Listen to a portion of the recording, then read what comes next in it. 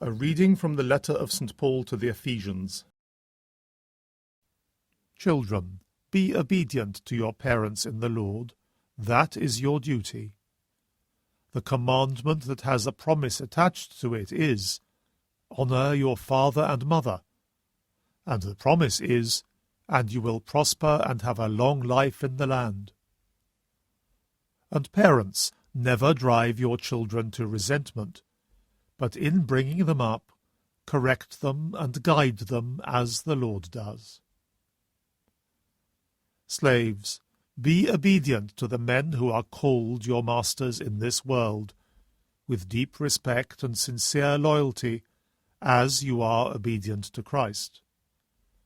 Not only when you are under their eye, as if you had only to please men, but because you are slaves of Christ, and wholeheartedly do the will of God.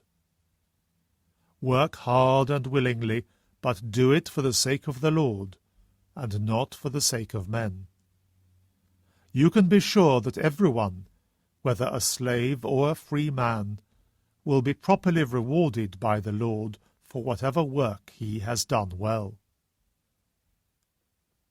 And those of you who are employers, treat your slaves in the same spirit.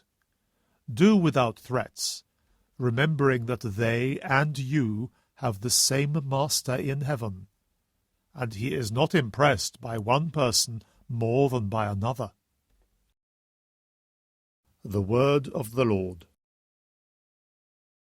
A reading from the Holy Gospel according to Luke. Through towns and villages Jesus went teaching, making his way to Jerusalem. Someone said to him, "Sir, will there be only a few saved?" He said to them, "Try your best to enter by the narrow door, because I tell you, many will try to enter and will not succeed." Once the master of the house has got up and locked the door, you may find yourself knocking on the door, saying, "Lord, open to us," but he will answer, "I do not know where you come from." Then you will find yourself saying, "We once ate and drank in your company, you taught in our streets." But he will reply, "I do not know where you come from. Away from me, all you wicked men." Then there will be weeping and grinding of teeth when you see Abraham and Isaac and Jacob's and all the prophets in the kingdom of God, and yourselves turned outside. And men from east and west, from north and south, will come to take their places at the feast in the kingdom of God.